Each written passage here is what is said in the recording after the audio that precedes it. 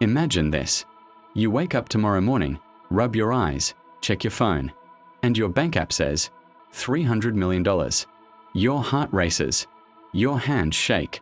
For a moment, you think it's a mistake. But no, this is real. You're rich. Filthy rich.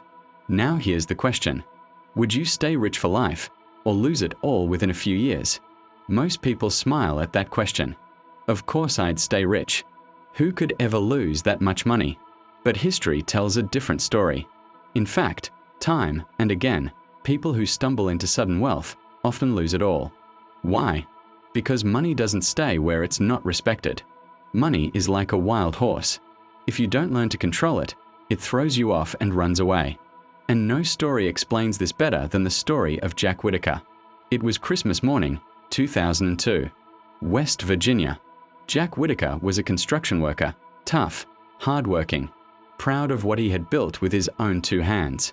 He stopped at a convenience store, bought a ticket, and the next day, his life changed forever. $315 million. At the time, one of the largest Powerball wins in history. The cameras loved him. The newspapers called him the lucky man of West Virginia. He was suddenly a celebrity. At first, Jack did what many of us think we'd do. He gave to charity. He donated to his church. He built houses for his community. But soon, money began to change him. Or maybe, it revealed who he really was. He carried around suitcases filled with cash. He threw money at strangers, as if wealth would never run dry. He partied. He spent. He indulged. And then came tragedy. Robberies. Lawsuits. Addictions. His family began to fall apart. His beloved granddaughter lost in the chaos. And within a few short years, the man who once held $315 million was broke.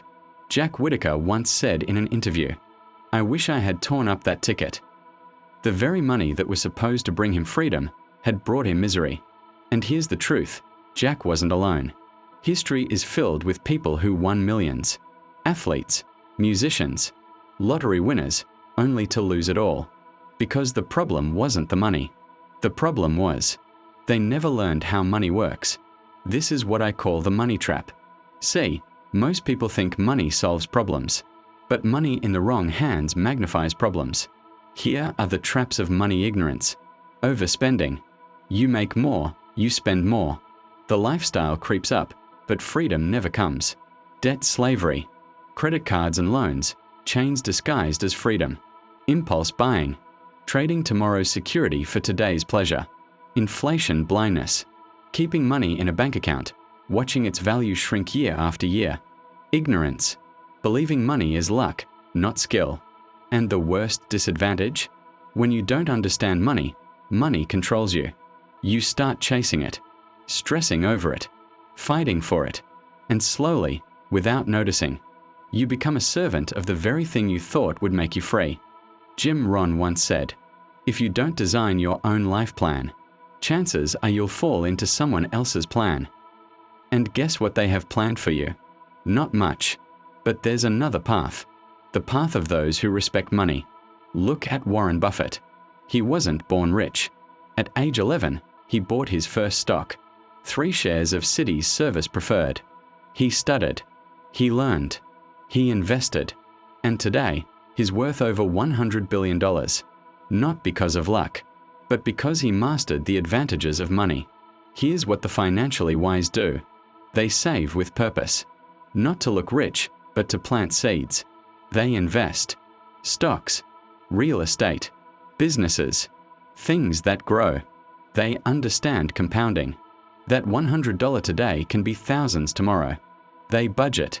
Every dollar has a mission. They reinvest, taking profits and multiplying them again. Robert Kiyosaki once said, "It's not how much money you make, but how much money you keep, and how hard it works for you." The advantage of money wisdom is simple. You stop working for money, and money starts working for you. But how do you get there?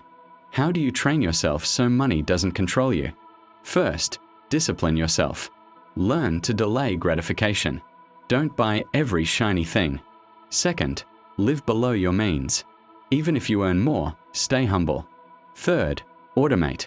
Save automatically. Invest consistently. Fourth, study daily. Read about money. Learn from the wealthy. Fifth, emotional control.